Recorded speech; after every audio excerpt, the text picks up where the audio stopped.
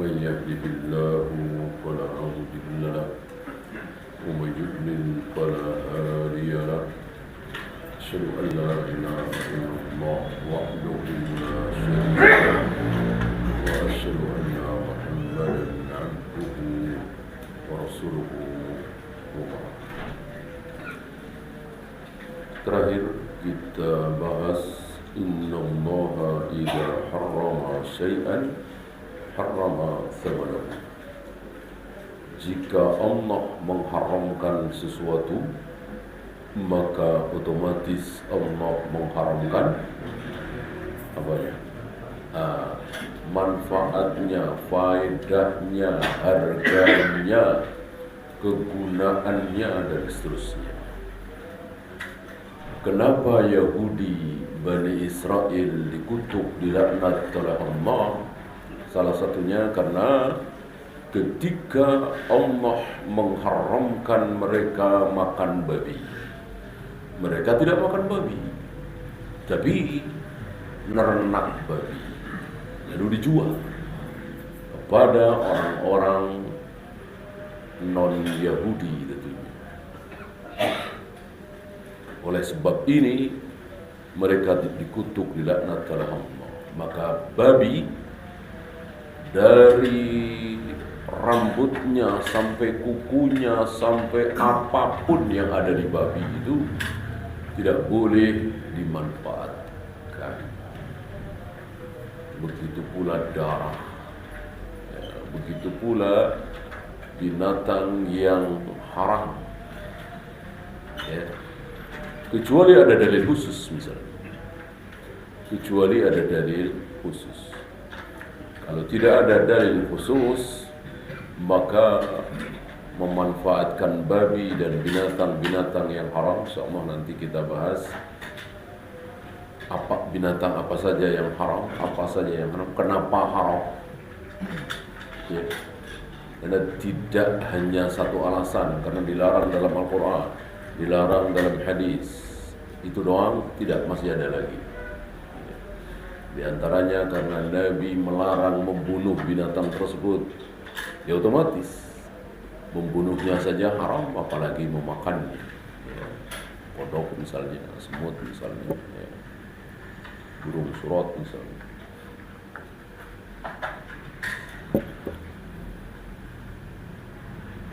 Ya, saya kira itu sudah selesai. Kita lanjutkan.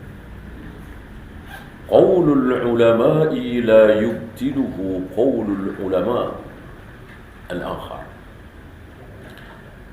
Ucapan seorang ulama tidak bisa dibatalkan oleh ulama yang lain. Jadi kalau antum berpendapat dengan pendapatnya Imam Syafi'i misalnya, lalu saya bantah dengan pendapatnya Imam Malik, selesai? Ya nggak selesai, kan sama-sama ulama, ya kan? Kecuali kalau saya bantah dengan sabda Nabi, saya bantah dengan ayat Al-Quran, selesai. Antum tidak boleh bersikuku ketika antum berpendapat dengan pendapatnya Imam Malik misalnya.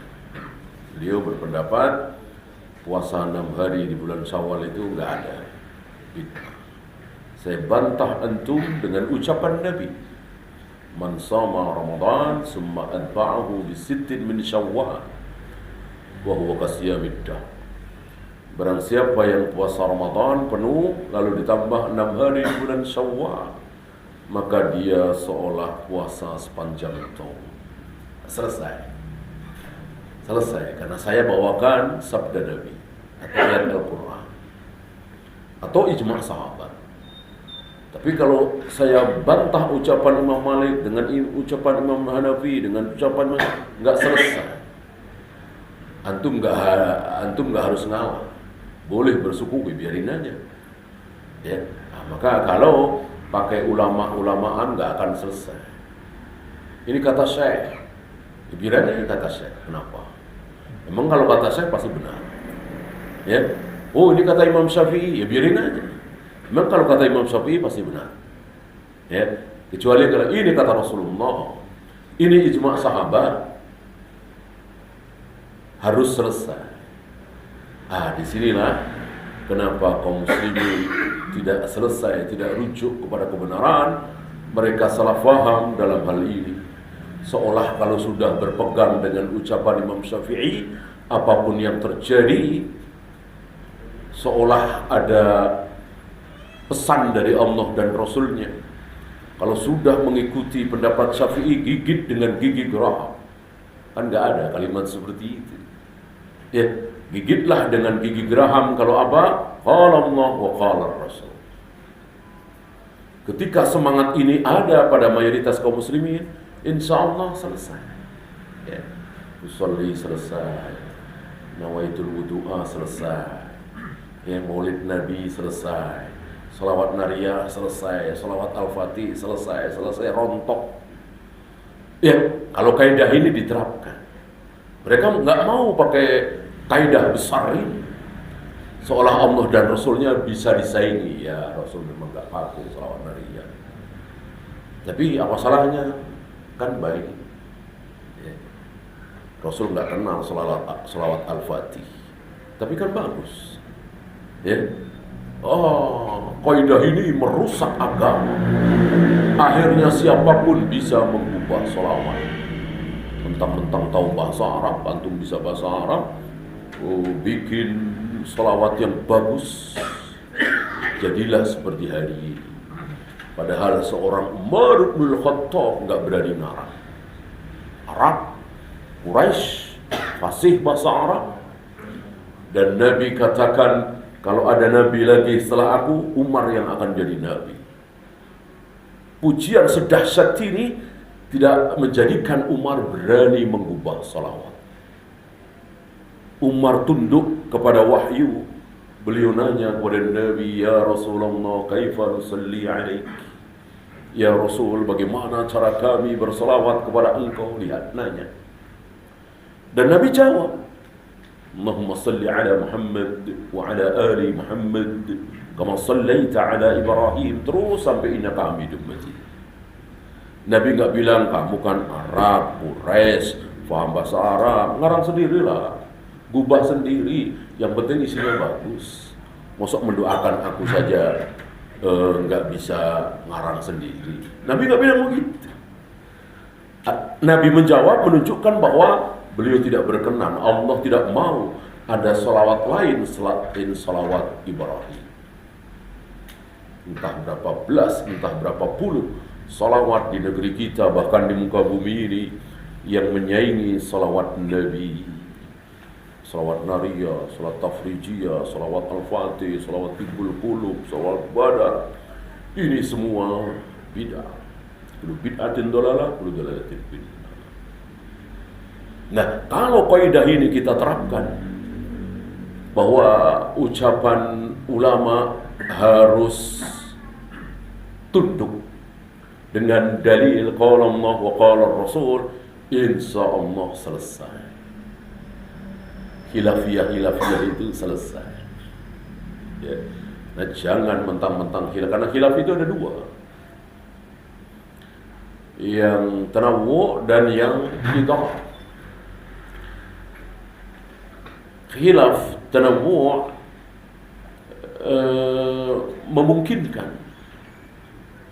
memungkinkan, artinya jangankan ulama, sahabat pun berselisih.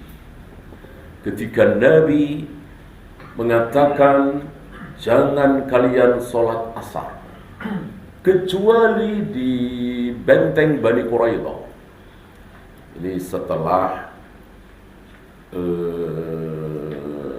perang Ahzab. Ya. Bani Quraidah mengkhianati perjanjian, yang mestinya setia membela Madinah, ini malah membela kafir Quraisy. Setelah perang Ahzab selesai, diserang oleh Rasul dan para sahabat. Yahudi Bani Quraidah. Cepat kita serang, kita kepung. Salat asar sudah harus, jangan salat asar kecuali sampai di sana. Berjalanlah cepat. Di perjalanan sudah habis waktu asar. Diperkirakan sampai benteng Bani Quraidah sudah maghrib, bahkan lepas maghrib. Berselisih para sahabat. Ya, ada yang sholat di perjalanan, sholat asar di perjalanan, ada yang bersikukuh dengan kalimat Nabi. Di sana, Nabi kan berpesan sholat asar harus di benteng Bani Quraidah. Nah, ini para sahabat pun berselisih. Perselisihan yang ada dasarnya. Adapun ada yang usoli, ada yang tidak, ada yang waitu, ada yang tidak, ada yang muludan, ada yang tidak, ada yang manakiban, ada yang itu bukan khilaf tanawwu, tapi tidak. Artinya tidak ada dasar, satu ada dasarnya, satu nggak ada dasarnya. Yang nggak pakai usoli, yang nggak pakai nawaitu, yang nggak maulid Nabi, yang nggak salawat nariyah, dasarnya jelas karena nggak ada contoh dari Nabi SAW dan para sahabat. Sedangkan ini ibadah. Sedangkan mereka yang melakukan gak ada dasarnya apa? Dalilnya apa? Orang ibadah itu hukum asalnya haram. Ibadah itu hukum asalnya haram. Berarti itu semua haram. Nawaitu haram, usolli haram, maulid Nabi haram, Isra Mi'raj haram. Ya, salawat nariyah haram, salawat al-fatihah haram. Karena tidak ada contoh dari Nabi SAW dan para sahabat. Ridwanullah alaihim jami'an. Ya. Wa yubtiluhu qaulus sahabah. Ucapan para ulama harus dibatalkan oleh ucapan sahabat. Jadi kalau ulama berucap kok berbeda dengan ucapan sahabat atau perbuatan sahabat, batal. Misalnya ada ulama berpendapat, panjangkan jenggotmu, jangan dipotong sama sekali. Mau sampai dada, mau sampai perut, misalnya. Ya. Datang dalil, datang riwayat Abu Hurairah, Ibnu Umar. Satu lagi saya lupa. Memotong jenggotnya segenggam. Memotong jenggotnya segenggam. Maka ucapan ulama ini harus batal. Harus dikatakan itu salah. Karena perbuatan sahabat adalah dalil. Tidak mungkin sahabat berani menyelisihi Nabi, walaupun tidak ada riwayat. Nabi mengatakan, potonglah jenggot kalian setelah segenggam. Nggak ada memang sabda Nabi seperti itu. Atau riwayat Aisyah melihat, atau Ibnu Umar melihat, atau Abu Hurairah melihat, aku melihat Nabi memotong jenggotnya segenggam. Nggak ada. Ya. Dengan 3 sahabat ini, jangankan 3, 1 aja sudah cukup. 1 aja sudah cukup. Dan kan nggak mungkin perbuatan sahabat ini tidak diketahui oleh yang lain kan. Maksud yang lain nggak tahu, kita tahu. Sampai riwayatnya sampai ke kita. Berarti sahabat yang lain tahu. Kok diam? Kok diam? Berarti diam berarti setuju. Berarti ijma, sepakat para sahabat. Nggak membantah. Ya. Tadi masih mending 3. Ibnu Mas'ud 1. Dan nggak main-main lafaz sholat. Ketika Nabi masih hidup kan mengajarkan ucapan doa dalam salawat at-tahiyat, ya. Assalamu alayka ayyuhan nabiyyu wa rahmatullahi wa barakatuh. Ketika Nabi wafat, oleh Ibnu Mas'ud diganti. Bukan assalamu alayka ayyuhan nabi, salam bagimu wahai Nabi, karena Nabi sudah wafat, menghindari dialog-dialog dengan Nabi. Maka diganti dengan assalamu ala nabi, salam kepada Nabi, bukan salam kepadamu wahai Nabi. Nabi sudah wafat. Jangan ada dialog, jangan ada panggilan-panggilan kepada Nabi sallallahu alaihi wasallam. Ya. Riwayat coba Ibnu Mas'ud. Tapi nggak ada riwayat bantahan. Ibnu Abbas membantah, Aisyah membantah, atau satu saja yang membantah. Nggak ada.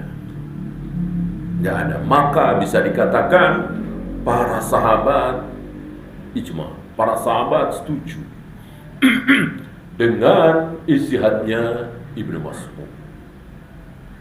Sama dengan para sahabat setuju dengan ucapan Aisyah. Mazada Rasulullah ala ihda asyata raka'atan fi Ramadan atau fi ghairi Ramadan. Rasulullah salat malam itu tarawih, witir, baik, tidak pernah lebih dari 11 rakaat baik di bulan Ramadan atau di luar Ramadan. Tidak pernah lebih dari 11. Ucapan Aisyah ini tidak dibantah. Tidak oleh Ibnu Umar, Ibnu Abbas, Abu Hurairah dan seterusnya, Ali bin Abi Thalib. Enggak ada riwayat bantahan dari sahabat lain. Beda dengan ijtihadnya Utsman. Utsman berijtihad azan Jumat berapa kali? 2 kali. Adakah yang bantah sahabat lain? Ada. Ada yang bantah. Salah satunya yang vokal Ibnu Umar membantah ijtihad Utsman bin Affan. Berarti nggak bisa dikatakan azan Jumat 2 kali ini ijma' sahabat, sunnah sahabat. Enggak. Dikatakan sunnah sahabat kalau tidak ada bantahan. Seperti memotong jenggot setelah segenggam itu. Ya. Kenapa? Karena Nabi yang nyuruh. Nabi yang nyuruh kita mengikuti sahabat. Alaikum bisunnati wa sunnatil khulafa'ir rasyidin al-mahdiyyin. Ar-rasyidin al-mahdiyyin ay as-sahabat. Kullu sahabatin khalifatur rasul fil fahmi. Seluruh sahabat adalah khalifahnya Rasul dalam masalah pemahaman. Dalam masalah kekuasaan, khalifatur Rasul cuma 4. Abu Bakar, Umar, Utsman, Ali, ridwanu alaihim jami'an. Dalam masalah pemahaman, kullu sahabatin khalifatur Rasul. Seluruh sahabat adalah khalifah. Maka alaikum bisunnati wa sunnatil khulafa'ir rasyidin al-mahdiyyin. Ikutilah sunnah-sunnahku dan sunnah al-khulafa ar-rasyidin. Maksudnya ikutilah sunnah-sunnahku dan sunnah para sahabat. Oh, berarti para sahabat mempunyai hak ngarang dalam agama? Tidak. Tidak, bukan ngarang. 3 orang sahabat memotong jenggot segenggam bukan ngarang. Tapi tahu ini dilakukan oleh Nabi. Tapi tidak mengatakan, ini Nabi ya yang melakukan. Ini saya melakukan ini nyontoh Nabi ya. Enggak. Cukup dengan perbuatan itu. Kenapa? Tidak mungkin seorang sahabat berani menyelisihi sunnah Nabi. Berani beda dengan Nabi. Tidak mungkin. Ketika terjadi kesalahan seorang sahabat, itu karena ketidaktahuan. Bukan karena nekat. Nggak kayak orang sekarang. Nabi ngerayain maulid? Enggak. Kenapa ngerayain? Ya biarin aja, baik ini. Nah, begitu beraninya ya. Begitu beraninya. Nabi aja nggak mengadakan apa-apa di 12 Rabiul Awal. Kita berani-beraninya. Seolah kita bisa menyaingi Nabi alaihi salatu wassalam. Para sahabat tidak berani. Maka sekali lagi ketika seorang sahabat melakukan sesuatu yang sesuatu itu tidak dilakukan Nabi dalam riwayat, sahabat ini tahu. Yeah. Wa qaulus sahabati la yubtiluhu qaulus sahabah. Sebaliknya, ucapan sahabat juga tidak bisa dibantah oleh ucapan sahabat yang lain. Artinya, sama-sama kuat, sama-sama sahabat ya. Terjadi perselisihan, maka harus dibahas. Mana yang akrab lis-shawab. Nggak bisa mengatakan. Yang bilang siapa? Yang bilang boleh siapa? Ibnu Abbas. Oh, coret. Kenapa? Karena bertentangan dengan sahabat yang senior, tua, Umar. Nggak bisa. Nggak bisa. Yang bilang siapa? Bugis atau Bariro. Sahabat tapi budak. Wow, coret. Kenapa? Karena bertentangan dengan ucapan Abu Bakar yang merdeka, nggak bisa. Sahabat dalam masalah kebenaran mereka mempunyai hak yang sama. Bahwa ilmu mereka berlebih dan kurang, jelas. Abu Bakar, Umar paling mulia, jelas. Tapi apakah mentang-mentang paling mulia selalu pasti benar dalam segala hal? Tidak mungkin. Tidak seperti itu. Buktinya apa? Haji tamattu. Buktinya haji tamattu. Dalam masalah haji tamattu, mana yang lebih benar? Abu Bakar, Umar, apa Ibnu Abbas? Ibnu Abbas kan kecil sekali dibanding dengan Abu Bakar dan Umar. Apalagi hari itu masih anak-anak lari-lari gak ikut sholat. Kan Nabi wafat usia Ibnu Abbas kira-kira 10 atau 9 tahun. Waktu itu mungkin 7 tahun, 6 tahun ketika Nabi dan para sahabat sholat berjamaah. Kadang mundar-mandir di depan saf, ya. Boleh, yang tidak boleh di depan imam. Artinya tidak membatalkan sholat, ya. Lalu di depan artinya tidak dilarang, ya. Yang membatalkan itu perempuan, anjing hitam dan keledai.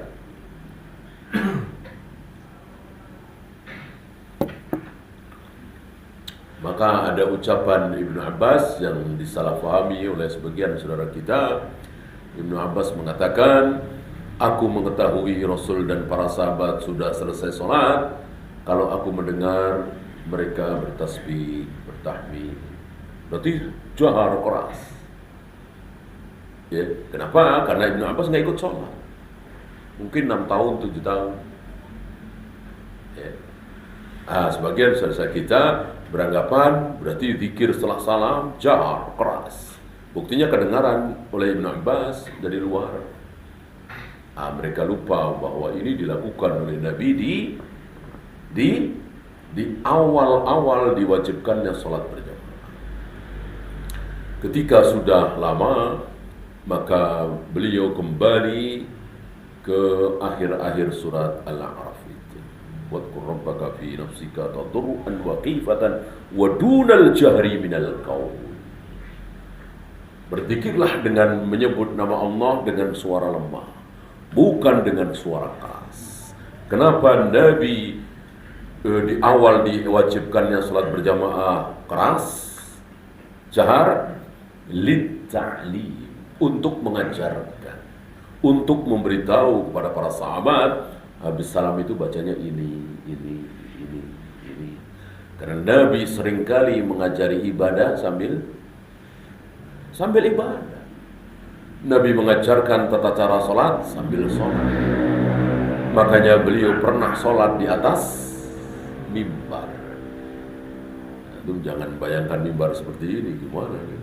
Mimbar Nabi begitu, 3 tingkat, ya. Beliau berdiri di anak tangga teratas, ruku, i'tidal di situ.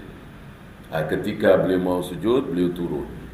Mudah tentu turunnya karena begitu, ya, pakai tangga begitu. Sujud di bawah. Selesai sholat, beliau katakan, sengaja aku sholat di atas agar kalian melihat bagaimana caraku sholat. Berarti beliau menghendaki para sahabat dan seluruh kaum muslimin, sholat itu jangan beda dari Nabi SAW. Sallu kama ra'aitumuni usalli.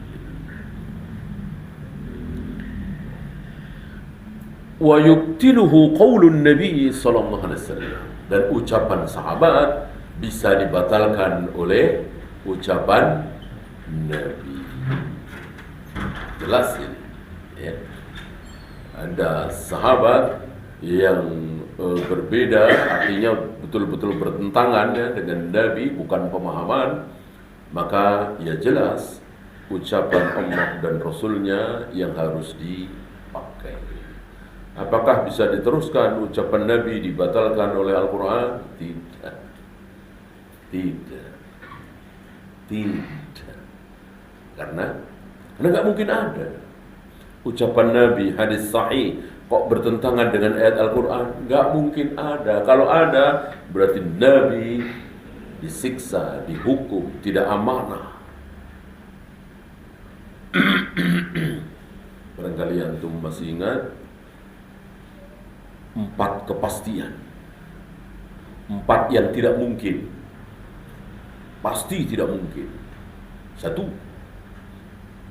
tidak mungkin ada ayat Al-Quran bertentangan dengan ayat Al-Quran. Ayat ini bertentangan dengan ayat ini, ayat ini bertentangan dengan ayat ini. Gak mungkin selamanya. Lau kana min indi ghairillah lawajadu fihi ikhtilafan katsira. Seandainya Al-Quran itu tidak dari Allah, mungkin seperti Taurat, Injil, hari ini mungkin, bukan mungkin lagi, sudah jelas. Karena bukan dari Allah. Yang dari Allah mungkin tinggal 10%, 15%, 20%, mungkin nggak nyampe.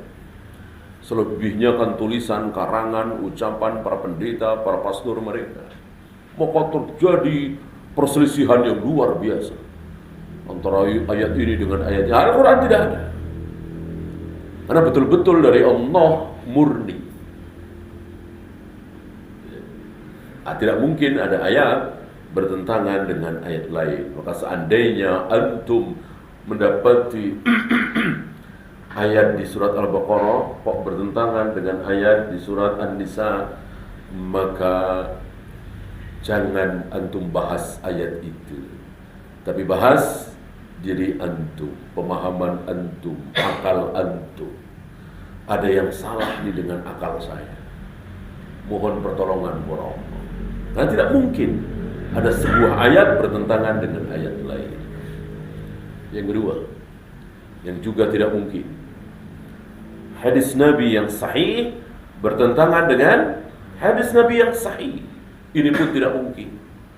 Karena hadis yang sahih, sabda Nabi itu pasti dari Allah. Wa ma yantiqu 'anil hawa in huwa illa wahyu yuha. Semuanya dari Allah. Berarti sama dengan Al-Qur'an. Sama Al-Qur'an dari Allah, hadis dari Allah. Para sahabat mendengarkan Al-Qur'an dari siapa? Dari Nabi. Bukan langsung suara Allah atau suara Jibril, enggak. Semuanya dari Nabi, semuanya dari mulut Nabi alaihi salatu wassalam. Maka jangan bedakan. Soal isi jangan dibedakan. Ya. Pernah kita bahas ya, kalau tidak salah waktu itu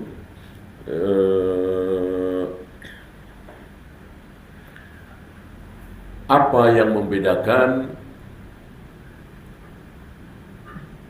ayat Al-Quran dengan hadis? Itu cuman lafal, cuman suara, cuman mukjizat atau bukan isi. Kalau isinya sama. Perintah Allah dalam Al-Quran wajib kita amalkan. Perintah Nabi dalam hadis wajib kita amalkan. Atau ucapan seperti ini antum bisa kritik ya. Larangan Nabi dalam hadis haram kita langgar.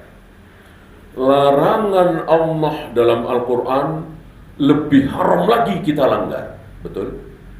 Salah. Nggak ada kata-kata lebih. Sama lebihnya bukan karena ini di hadis, ini di Al-Quran, bukan. Tapi karena ancamannya. Gitu. Perintah Nabi dalam hadis wajib kita taati.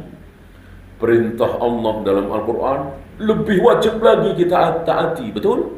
Salah. Tidak ada tingkatan seperti itu. Ya, yang kita bahas waktu itu ya. Apakah mengetuk pintu kamar orang tua, anak-anak mengetuk pintu kamar orang tua itu lebih besar dari subuh 2 rakaat, duhur 4 rakaat, maghrib 3 rakaat. Sementara ngetuk pintu itu kan ada di Al-Quran. Sedangkan subuh 2 rakaat, maghrib 3 rakaat, isya 4 rakaat nggak ada dalam Al-Quran. Adanya di hadis. Kita mau bilang ini lebih kecil dari ngetuk pintu? Nah, ini bukti ya. Jadi besar kecilnya bukan karena besar karena di Al-Quran, kecil karena di hadis, nggak bisa. Besar kecilnya karena isinya. Ya. Yang ketiga, tidak mungkin ayat Al-Quran bertentangan dengan hadis yang sahih. Nggak mungkin. Tadi ayat dengan ayat nggak mungkin bertentangan, hadis dengan hadis tidak mungkin bertentangan. Yang ketiga, ayat dengan hadis tidak mungkin bertentangan. Yang sahih ya. Yang sahih. Seandainya ada ulama mengatakan bertentangan, maka ulama itu yang tidak paham. Maka umumnya para ulama Ahlus Sunnah ketika tidak bisa memadukan antara hadis sahih dengan sebuah ayat, tawakuf, menyalahkan diri sendiri. Bahkan walaupun ini ada khilaf ya, Ibnu Taimiyah termasuk mengambil pendapat boleh merendahkan diri di hadapan Allah dengan menaburkan tanah. Kapan? Saat beliau tidak memahami sebuah ilmu. Ini kok sulit bagi saya untuk memadukan antara ayat ini dengan hadis ini. Ya, masih seolah bertentangan. Padahal yakin gak mungkin bertentangan. Sedangkan hadis ini sahih, ayat jelas sahih ya. Maka beliau taburkan tanah ke wajah beliau, menghinakan diri di hadapan Allah dengan mengatakan, ya muallima Ibrahim, ya muallima Muhammadin, allimni. Wahai zat yang mengajarkan ilmu kepada Nabi Ibrahim, mengajarkan ilmu kepada Nabi Muhammad, ajari aku, berikanlah aku ilmu. Merendahkan diri serendah-rendahnya ketika tidak faham, ketika merasa bahwa ayat ini bertentangan dengan hadis ini. Enggak seperti sebagian kita menyombongkan diri. Bertentangan ini, coret. Ya. Hadis badal haji ini bertentangan dengan yang di surat An-Najm, wa alaysa lil insani illa ma sa'a. Manusia itu tidak akan mendapatkan apa-apa, tidak mendapatkan pahala kecuali apa yang dia lakukan sendiri. Jadi kalau anak yang melakukan, ya anak dapat pahala. Ini anak yang haji, kok pahalanya boleh orang tua. Coret. Ya, bertentangan nih. Karena mereka tidak mampu mendhaifkan hadis itu karena jelas riwayat Imam Bukhari, maka mereka mengatakan istilah yang batil. Sahihus sanad, dhaiful matan. Sanadnya sahih, tapi matannya dhaif. Mudah sekali mereka mengucapkan diri. Karena tidak bisa memadukan antara wa alaysa lil insani illa ma sa'a dengan hadis badal haji jelas sahih. Jika seorang wanita bertanya kepada Nabi, ya Rasulullah, ayahku bernazar pergi haji, wajib kan? Nazar, tapi belum dilaksanakan, beliau sudah wafat. Afa ahujju lahu, bolehkah aku menghajikan ayahku? Kata Nabi, boleh. Ayahmu berhutang kepada Allah. Seandainya ayahmu berhutang kepada manusia, engkau wajib bayar. Ayahmu sekarang hutang kepada Allah, engkau lebih wajib lagi membayar. Riwayat yang ada, seluruh badal haji dilakukan oleh dalam riwayat hadis itu dilakukan oleh anak. Kalau yang melakukan itu keponakan atau tetangga, baru bertentangan. Wa alaysa lil insani illa ma sa'a. Manusia tidak akan mendapatkan pahala kecuali atas usaha sendiri. Ini kan tetangga yang melakukan, atau orang jauh yang ada di Mekah sana. Baru bertentangan. Wa alaysa lil insani illa ma sa'a. Kalau anak itu usaha siapa coba? Orang tua. Kalau kita nggak menikah kan nggak mungkin punya anak. Ini sabda Nabi. Huwa min kasbikum bal min atyabi kasbikum. Anak-anak kalian itu hasil usaha kalian, bahkan hasil usaha kalian terbaik. Ketika kita usaha, itu kadang menghasilkan mobil, menghasilkan tanah, menghasilkan uang banyak, menghasilkan anak. Kata Nabi, yang terbaik yang menghasilkan anak. Nah, sayang ucapan Nabi ini ditutup oleh ucapan iblis. Iblis setan bilang, kata siapa? Anak mau bikin repot, bikin biaya. Yang terbaik itu uang. Dengan uang kan bisa apa saja. Anak bukan yang terbaik, udah 2 saja. Ya, kalau syukur-syukur 1 saja. Daripada nanti masa depannya suram. Ini iblis, ini syaitan. Kenapa? Karena bertentangan dengan ucapan Nabi. Bertentangan dengan Allah dan Rasulnya, pasti setan. Enggak mungkin bukan setan. Pasti iblis. Seluruh apa yang bertentangan dengan Allah dan Rasulnya harus dibuang, harus kita ingkari. Walaupun sesuai dengan kenyataan. Kenyataan di depan mata memang seperti itu kan. Anak banyak, betapa repotnya cari ini. Tapi kan Allah yang memberikan rezeki kepada kita itu. Marah betul Allah ketika kita mengatakan, aku mau 1 saja atau 2 saja. Nanti ngasih makannya di mana? Murka betul. Emang engkau yang ngasih makan anak-anakmu itu emang engkau. Nahnu narzuquhum wa iyyakum.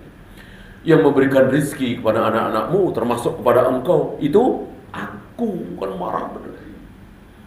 Murka Allah. Jangan sampai Allah murka kepada kita lalu kita membatasi. Kecuali karena kesehatan, ya, masalah darurat.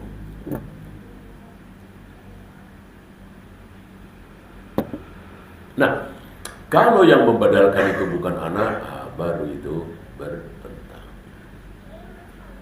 Ya. Ini saya kira kaidah besar. Yang dengan kaidah ini, insyaallah ta'ala kaum muslimin akan selamat pemahamannya. Hari ini kaum muslimin centang perenang dan masih mempertahankan bid'ah masing-masing karena kaidah besar ini tidak difahami. Seolah-olah kalau berpendapat dengan pendapatnya Imam Syafi'i misalnya selesai. Berpendapat dengan pendapatnya Syahalbani misalnya selesai. Berpendapat dengan pendapatnya Imam Malik misalnya selesai. Padahal tidak. Tidak selesai. Akan selesai kalau membawa dalil. Apa dalil? Allah wa qala Rasul. Tambah satu lagi, ala fahmis sahabat. Ucapan Allah, ucapan Rasulullah, tambah dikit lagi apa? Berdasarkan pemahaman sahabat. Jadi jangan betul kalau Allah, betul kalau Rasulullah, tapi pemahamannya pemahaman kita. Jangan sampai seperti itu. Bahkan pemahaman penterjemahannya nggak boleh. Menarik ucapan Raja Faisal kalau tidak salah ya, ketika ngobrol ringan dengan seorang dokter kafir, sepertinya di Perancis ya, mungkin pakai penterjemah, di sela-sela pengobatan si dokter ini mengatakan, rata-rata kaum muslimin mengatakan bahwa Al-Quran itu luar biasa, mengandung mukjizat. Begini luar biasa. Saya baca Al-Quran. Itu bahasa Prancis ya. Saya baca Al-Quran. Biasa saja. Biasa saja. Beliau Raja Faisal bertanya, emang Anda baca Al-Quran? Baca, mana? Itu bukan Al-Quran. Kata beliau, itu bukan Al-Quran. Yang Al-Quran yang ini dikeluarkan asli bahasa Arab. Ya, yang Anda sedang baca itu bukan firman Allah secara utuh. Yang Anda baca itu adalah pemahaman si mutarjim, pemahaman si penterjemah. Kan nggak mungkin menterjemahkan tanpa pemahaman, ya kan? Ketika seseorang menterjemahkan, tentu mengikuti pemahaman dia. Apa ada jaminan menterjemahkan itu pasti benar? Karena Al-Quran butuh tafsir. Sadar dia. Iya juga ya. Nah, maka penasaran dia. Disarankan oleh Raja Faisal, coba belajar bahasa Arab. Jadi Anda tidak didikte oleh penterjemah.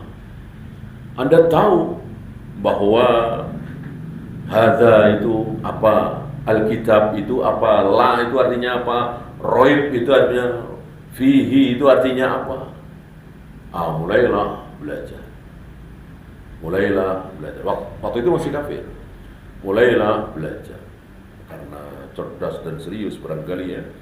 Baru beberapa tahun sudah luar biasa menguasai bahasa Arab. Nah 3 atau 4 tahun ketemu lagi dengan Raja Faisal, berobat lagi, ketemu lagi. Masih ingat ya. Ditanya, udah pakai bahasa Arab ya. Gimana kabar Anda, sudah belajar bahasa Arab? Dijawab, bukan sudah belajar bahasa Arab lagi, aku sudah bersyahadat asyhadu an la ilaha illallah asyhadu anna muhammadar rasulullah, sudah masuk Islam. Tahu, memahami dahsyatnya isi Al-Quran setelah mempelajari bahasa Arab. Kalau tidak, hanya terjemahan, mungkin antum mengalami. Coba antum baca terjemahan ya, apalagi terjemahnya kurang bagus,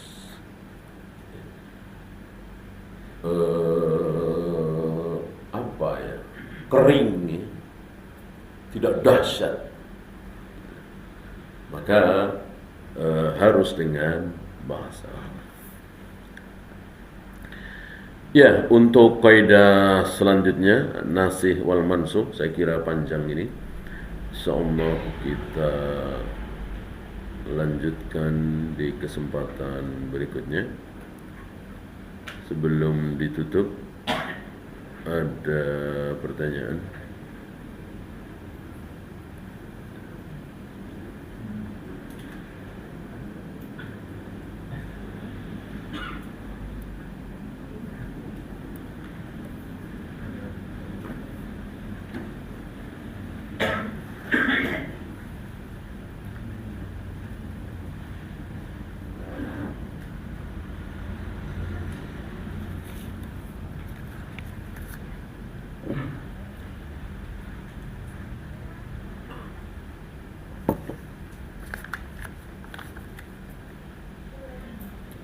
Ibu saya sudah meninggal, ternyata ada warisan dari nenek saya buat ibu saya yang mau dijual. Pertanyaan, apakah warisan ibu saya yang sudah meninggal jatuh ke saya dan kakak saya? Betul. Jika apa? Jika nenek itu meninggal lebih dulu. Jika nenek meninggal lebih dulu. Kalau ibu meninggal lebih dulu, ya enggak. Misalnya saya masih punya nenek, kakek, saya punya ayah, ibu, ibu saya meninggal. Nah, pas ibu saya meninggal itu, saya dapat waris kan dari harta ibu saya, kan gitu. 2 tahun kemudian nenek saya meninggal. Apakah saya dapat waris? Tidak. Kecuali seluruh anak nenek, saudara-saudara ibu saya sudah meninggal semua.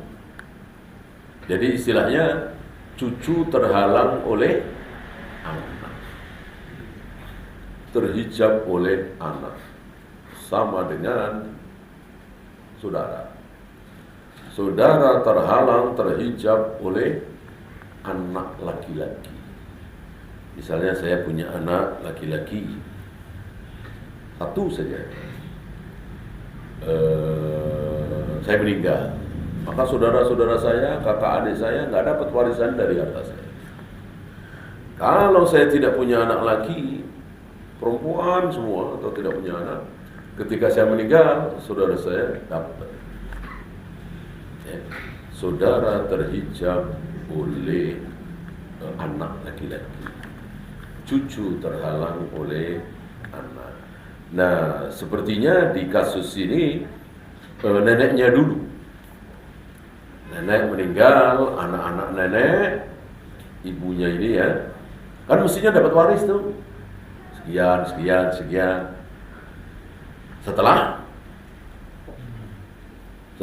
Setelah dua hal ditunaikan. Apa? Min ba'di wasiyatin yuso biha aw dain. Setelah wasiat-wasiat ditunaikan dan hutang dibayar. Barangkali sebelum meninggal ada wasiat mau ngasih anu, itu tunaikan dulu. Kemudian hutang. Berarti berapa bulan, berapa tahun? Ya paling hitungan hari, ya. Laksanakan wasiat paling sehari 2 hari kelar. Hutang sehari 2 hari kelar. Ya. Udah dilakukan mungkin 5 hari, mungkin 6 hari, ya. Silahkan bagi waris. Itu sudah bukan hak siapa-siapa, hak ahli waris. Ini ditunda setahun, 2 tahun, 5 tahun, 7 tahun. Padahal ahli waris banyak yang butuh. Ya. Belum dibagi seperti ini, ibunya meninggal. Ya kan? Ibunya meninggal, ya otomatis bagian ibu ini jatuh ke anak. Karena neneknya meninggal duluan. Ya. Dan itu tidak baik. Banyak kasus seperti itu dan itu sangat-sangat buruk. Kenapa? Menzolimi orang yang punya hak. Lihat, lagi si A, si B, si C lagi terlilit hutang, lagi butuh-butuhnya modal untuk usaha. Padahal kalau warisan itu dijual dia bisa dapat 300 juta, bisa dapat 400 juta. Malah minjam-minjam bank misalnya, kan buruk sekali. Maka yang terbaik jual. Yang wajar berikan kepada ahli waris. Inilah Islam. Ya. Wallahu.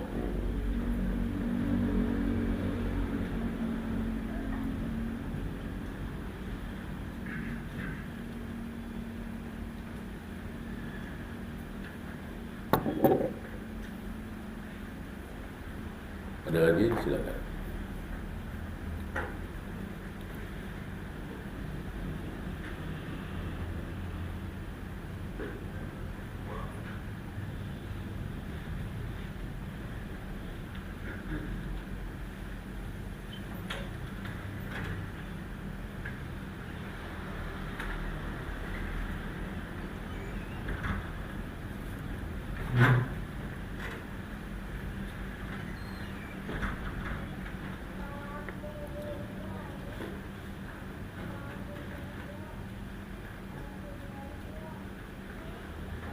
Kalau tidak ada, kita akhiri. Subhanallahumma bihamdika asyhadu an la ilaha illa anta astaghfiruka wa atubu ilaik. Assalamualaikum warahmatullahi wabarakatuh.